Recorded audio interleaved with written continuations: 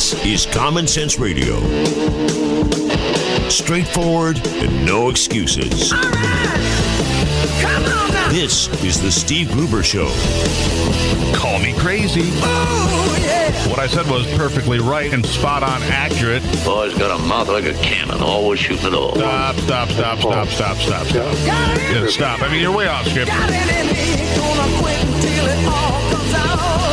Hey, boy! Been a long education. Yeah, you know, it's not cynical. It's common sense. Pay attention to me when I'm talking to you. I'm gonna rock the nation. Rock the nation. Genuine, accountable, and raw. Here is Steve Gruber. All righty, it's Tuesday. Welcome to the Steve Gruber Show. Thank you for dialing it in. A lot to talk about today. You know, it's another a big day. The Pope is coming to America. I'm sure you knew that. Pope's coming to America. We'll talk about that because of many things the Pope says lately that are far afield from where he should be. His comments could be negative. Negative about America and capitalism and who we are. We'll be talking about that coming up. We're talking about whether, gun owners and gun manufacturers are sinning. The Pope also said that. We'll talk to John Lott about that. And then a state visit by the Chinese president. We'll talk about that all coming up. Plus, the perfect storm of taxes in Chicago, what could be coming up for us, and the latest on the Planet Fitness controversy in Midland. We'll have the senior legal counsel on that story. It's all straight ahead this day, Tuesday, on the Steve Gruber Show. Thanks for dialing it in. But first, Wisconsin Governor Scott Walker in a surprising move. One-time leader of the Republican field for president has been knocked flat and is tossing in the towel for his White House bid. Surprising, eh? Walker among the early favorites that pulled into first place in Iowa and nationally. As recently as early August, he was in first place across the country in some polls. Over the course of the last few weeks, however, support for the man who fought public sector unions and won big on the national stage has been waning.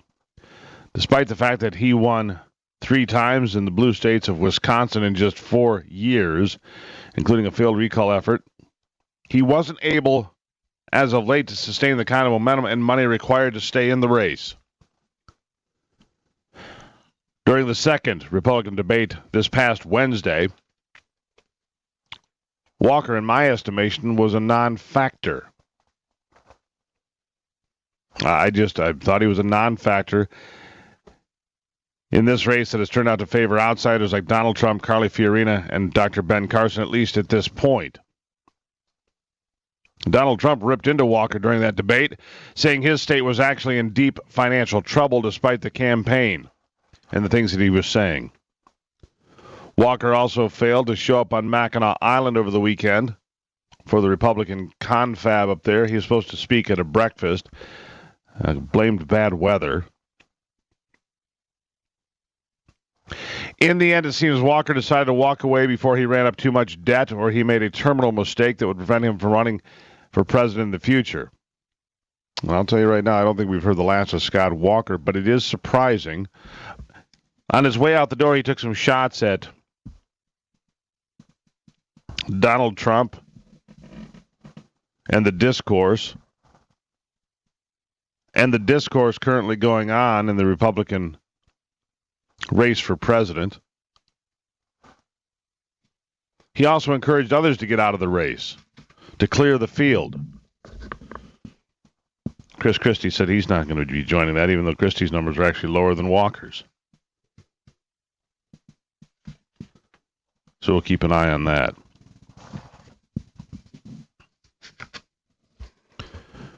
Top Democrats are increasingly convinced that Joe Biden is going to enter their presidential fray, setting up a battle with Hillary Clinton for the Democratic nomination. The Democrats including former administration officials, strategists, donors, say they foresee the vice president causing a problem for Clinton. Gee, where did you hear that before? Clinton, who has recently suffered a series of setbacks because of her email scandal that continues to plague her campaign.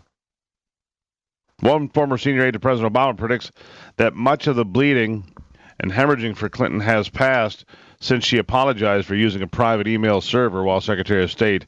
It solidified a storyline that she's untrustworthy and she's got stuff to hide, and that's going to hurt her. She hasn't had the time to move away from the narrative, the former aide said. It reaffirms all of the things you hear about her that no one needs. I guess you better be careful what you glance at on this, on the Hill. Should he decide to run, he already has some infrastructure in place for a run for the White House. Does Biden. In recent days, the vice president has said he is in no rush to announce a decision to jump into the race. In an interview published Monday with American Media, a Catholic news organization, Biden said he was carefully weighing the decision with his family.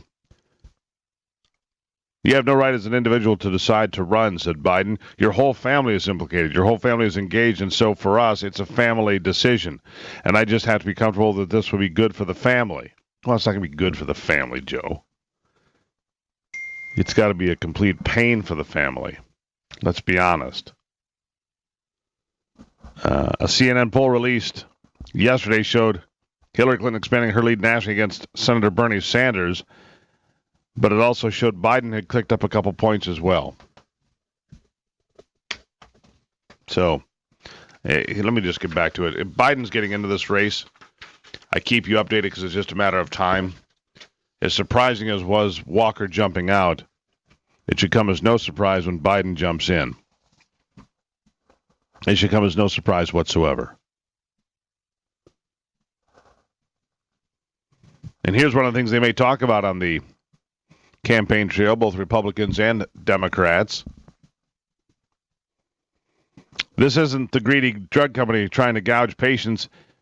It is us trying to stay in business. It really doesn't make sense to get any criticism for this. This Martin Shkreli is referring to is the price hike his company just instituted after it last month acquired Daraprim, a 62-year-old drug that the New York Times describes as the standard of care for treating those suffering from the potentially deadly parasitic infection of toxoplasmosis. The price went from $13.50 a tablet to $750 a tablet. That's a 5,000% increase. Shkreli justified the move by saying the overall impact will be minor as there are just 12,000 or so prescriptions for the drug each year. It seems this drug is often for AIDS patients. Oh, the outcry is coming, make no mistake. And how do you justify that sort of an increase? It's a Tuesday at 14 after on the Steve Gruber Show.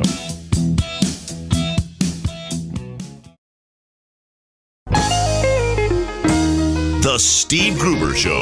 American values with Midwestern common sense. Lord, I was born a rambling man, trying to make a living and doing the best I can. It's 18 after on a Tuesday. When it's time for me. Welcome back to the Steve Gruber Show. The phone number here is 888-900-9966. 888-900-9966. As I mentioned yesterday, if you want to get all you can of politics, our podcast has uploads of complete speeches, comments, and interviews from the Republican Leadership Conference held over the weekend on Mackinac Island. You can hear complete speeches from Carly Fiorina, Ted Cruz, Rand Paul, John Kasich. It's all there for you. Go to stevegruber.com, click on podcasts, and you can find out more about these candidates, plus sit-down interviews with Katie Hyde, the newest member of the team here. Find out a lot more, I'll tell you that. Plus all the interviews and comments and commentary and rants from time to time. But only when I get irritated. And usually I'm in such a good mood, it just doesn't happen.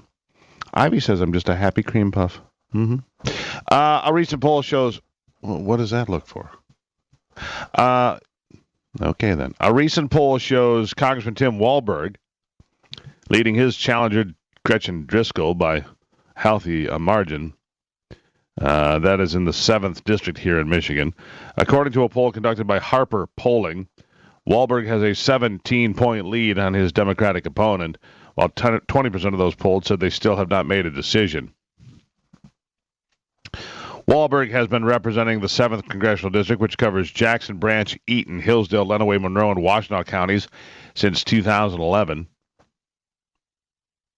Driscoll, the first female mayor of Saline, announced her bid to run for the 7th District seat early in February. If elected, she'll be the district's first female representative. The poll also indicated that 70% of voters in the area believe the country is on the wrong track, with 56% disapproving of the way President Barack Obama is handling his job. That's a margin of error, plus or minus about 5%. So there you go. After a rare bear attack on a person in Michigan and a much more rare bear stabbing, the Department of Natural Resources is asking for anyone in the area of Greenwood Township to report bear activity. A hunter, and I just saw this story yesterday, but a hunter stabbed the bear after it attacked him about 7:30 Thursday night. He was hunting for porcupine, he says, in a ground blind in Clare County, right in the center of the state. He reported that a black bear came from behind, knocked him over, and attacked him before he stabbed the bear with his hunting knife, sending it running. Now, there's a story for your grandkids. I wrestled a bear, son, and I stabbed him and made him run. It's like Legends of the Fall. You know, Tristan, he died a very good death.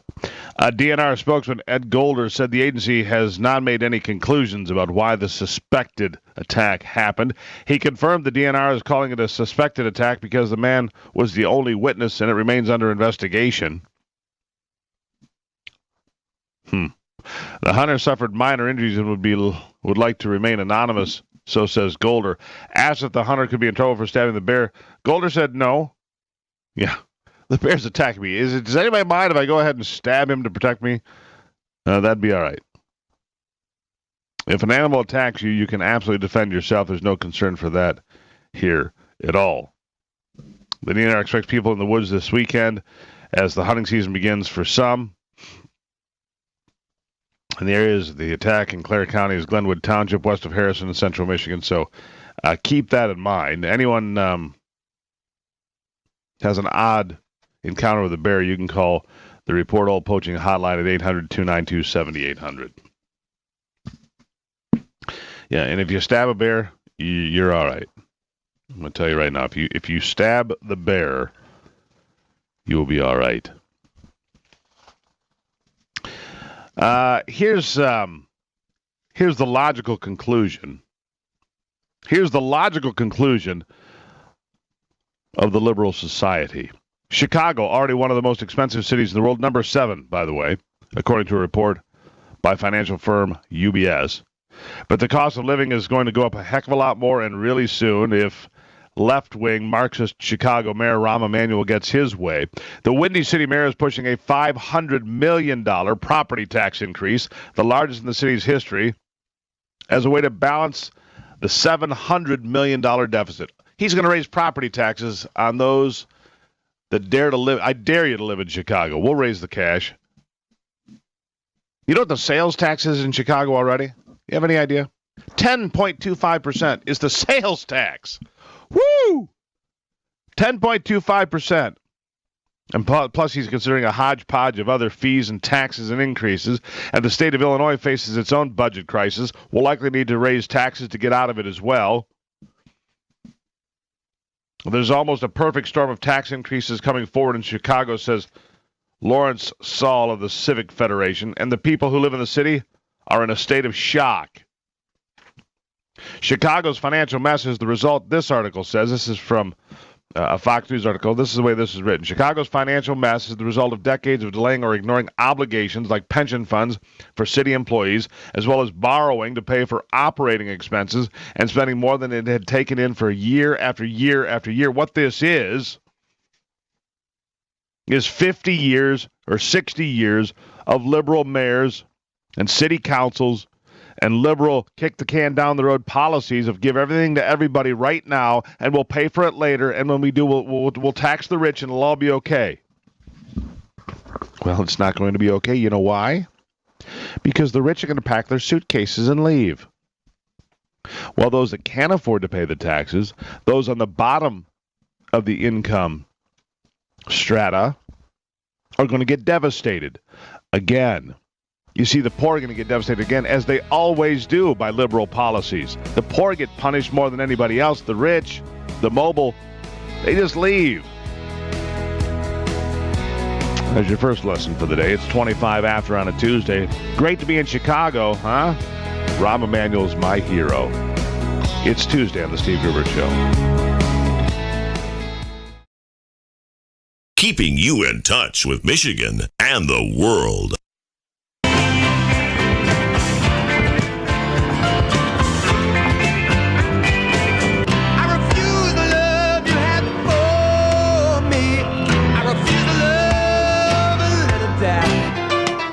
I must have got lost. I must have got lost. I must have got lost somewhere down the line. 33 after the hour. It's 33, and we're going to get back to that story in Warren where the customer of the bank shot the bank robber. Apparently, the old guy shot. It's like Captain Kirk shooting the guy in the Boston Legal. He shot him once in each arm and once in the leg until he fell down. Yeah, he shot him 3 times, each arm and then the leg, and knocked him down. And the bank robber that was the end of the bank robber. He didn't die, but he didn't rob the bank either. We'll get back to that. Our next guest, good friend, favorite here on the program, Aubrey Shines, the pastor Aubrey Shines here on the program. Welcome back, sir. Hey, great to be with you. Love being with you guys. All right, so you've got a new book out. Tell us about this. In a nutshell, homosexuality, what the media won't tell you. And I tell you, Steve, this book is doing incredibly well, dealing with the fact our religious liberties in America, regardless if you are a Christian and or Jew, they are being stripped away by an activist dynamic called the LGBT crowd. I'm not homophobic, but I am a true American and want to make sure that Americans understand we lose our liberties, we lose the foundation of how this nation was formed. So thank you for allowing me to share it with your audience. Well, okay, so what are the things that the media is not telling us? Well, because let's be honest, you're going to come under attack. I'm probably going to catch a lot of heat for, talking about this book on the air, but that's fine. We take heat all the time. This is a free and open discussion of ideas and concepts that doesn't make everybody feel good. This is not a safe zone, all right? I love it. I love it, and this is why I wrote the book.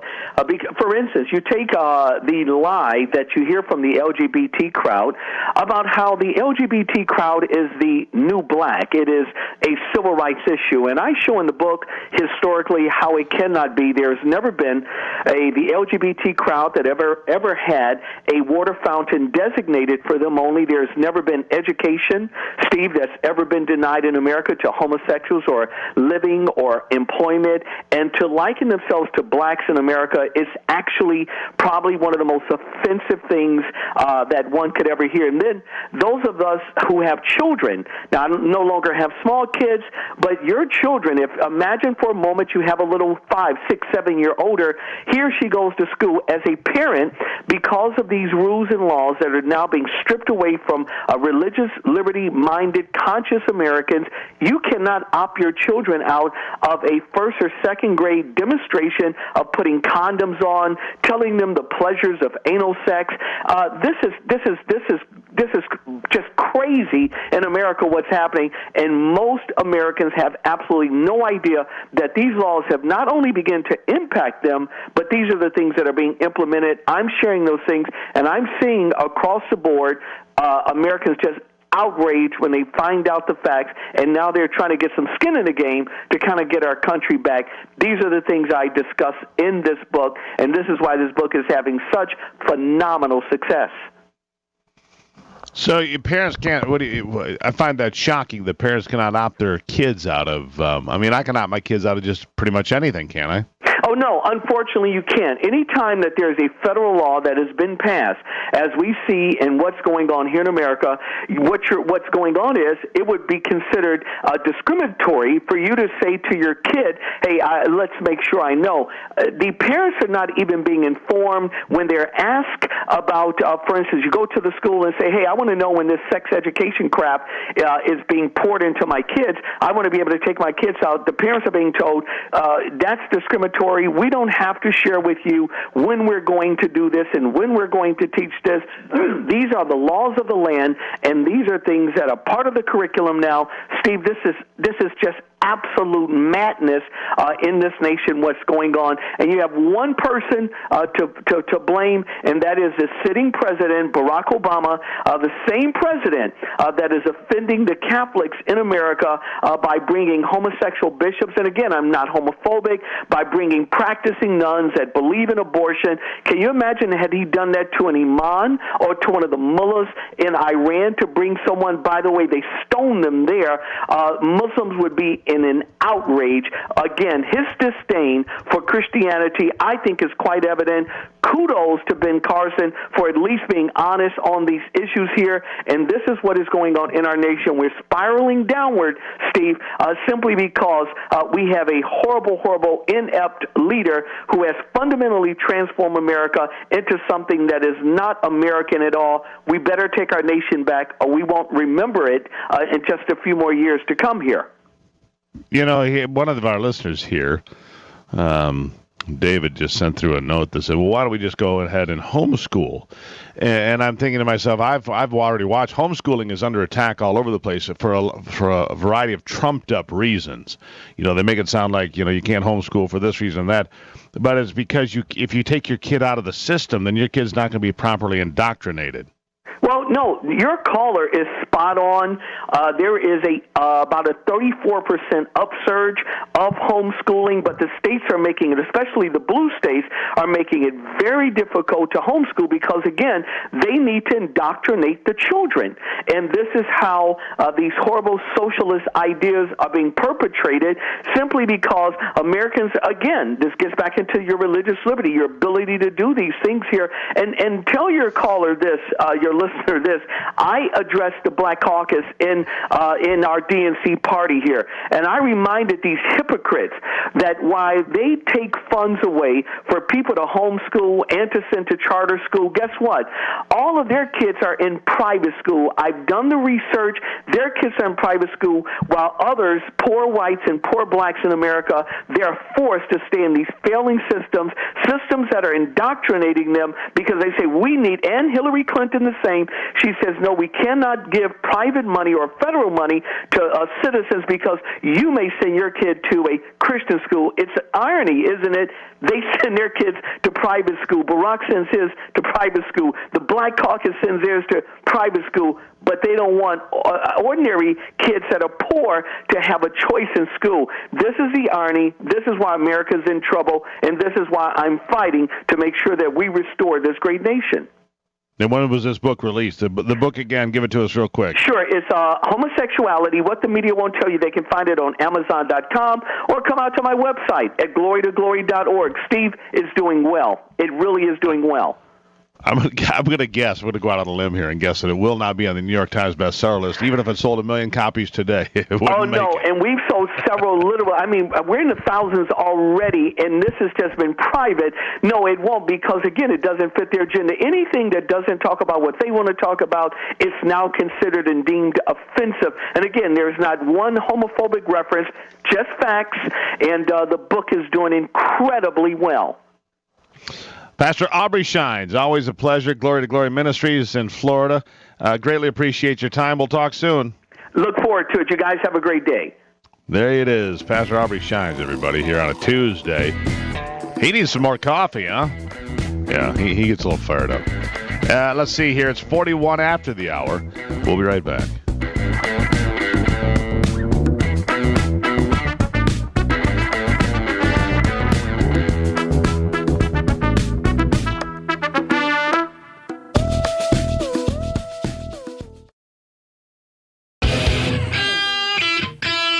Michigan, born and raised with Midwestern values and Michigan common sense. It's 45 after the hour. You know, from the Pope, then we get to have a state visit by Chinese President Xi Jinping, who will be here, which a lot of people are, up in arms. A state visit by the nation that is apparently hacking into our computer systems on an all-too regular basis, succeeding, trying again. Michael Daugherty here, one of our favorite guests, senior writer for cyber defense and board member at Snoopwall. Michael, welcome back to the program. Good morning, sir. How are you doing? Good. Are you awake today or what? I'm awake. You fired up? Jet lag is over. Yeah, for today. Then you're off to somewhere else. All right, so we're having a state dinner. You know, roll out the red carpet, the whole nine. Kind of odd to me. Well, keep your enemies closer. I suppose.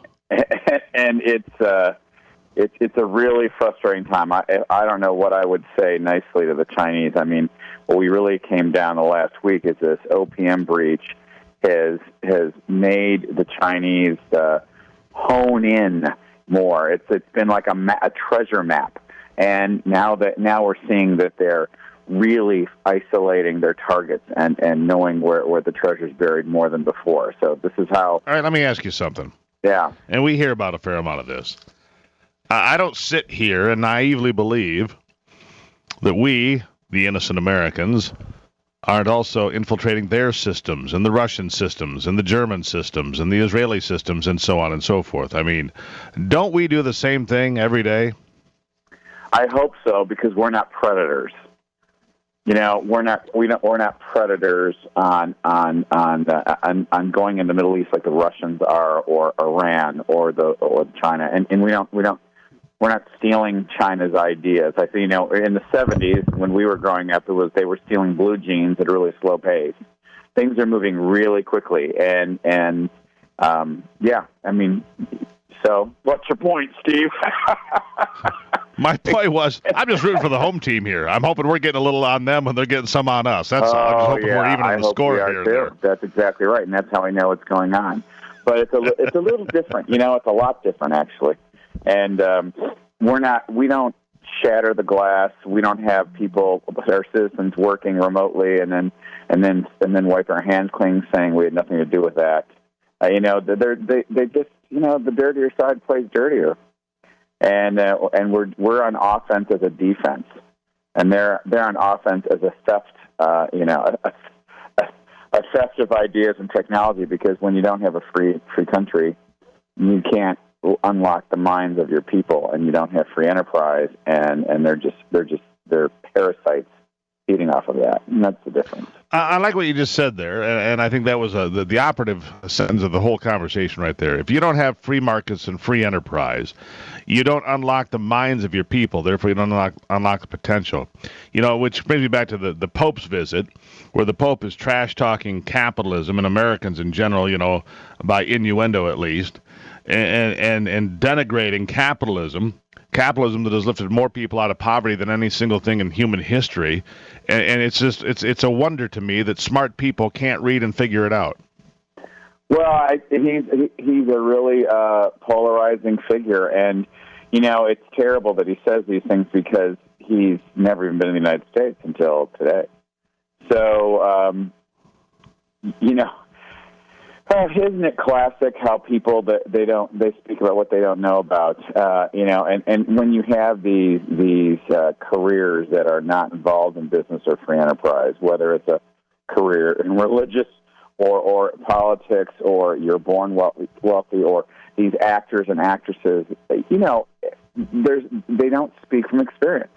They speak from this theory in their head, and that's always very, very dangerous. I mean, show me a non-capitalistic society or a non-democratic society. Show me how well off those people are. Show me North Korea. show me Russia, show me China. I mean, come on. Show me Cuba. But here, so here's another part of the equation going on today, Cuba. But those that are smarter than you and I, Michael, those that are brilliant and liberal and lofty, Cuba's problems are because of America. Cuba would be great except for America's blockade financially on them, which is garbage considering the Cubans are only blockaded by the Americans and nobody else, and seem to forget that Cuba invited in Russian nuclear missiles and pointed them right at our head. But the notion that somehow Cuba's financial disaster and poverty, which is abject poverty in Cuba, and they're suffering in insufferable conditions, is America's fault.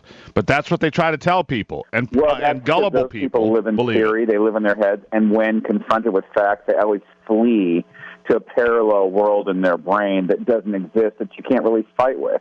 I can't fight with what ifs and maybes. I mean, you have to commit and you go. And so I guess they're just talking about how John F. Kennedy didn't know what he was talking about. What are they saying? And it's really frustrating because this is all they've got. Even with the Obama administration, we're in year 7 of hope and change, thank goodness. And what do? Spin. Oh, well, it would have been even worse. I mean, it's an infinite mind of mirrors that plays in that game, and it's really dangerous. Really dangerous because there's the Pope in Cuba when dissidents are not being allowed to come in and listen to them speak, and it's very dangerous when you enable. It's tough. I mean, you enable that type of despotic behavior. Yeah, people have to put their foot down. Mirrors. Yeah. All right. So back to where we started this conversation. The Chinese are coming, both on airplanes and in cyberspace, and we've talked about this a lot. There's not much we're doing. It doesn't seem there's much we can do about it to stop them from invading and stealing their ways into our secrets and our computers, into just about everything, because our security systems are woefully inadequate. And so, you're right. And the big signal of that is the wall of silence you get at Washington about this topic, because they hate accountability, and right now they're leaving us very vulnerable, and because the administration doesn't rely on free enterprise in these solutions, and they won't admit their weaknesses. Good point, Michael Daugherty. Always a pleasure, my friend. All right. See you later, man.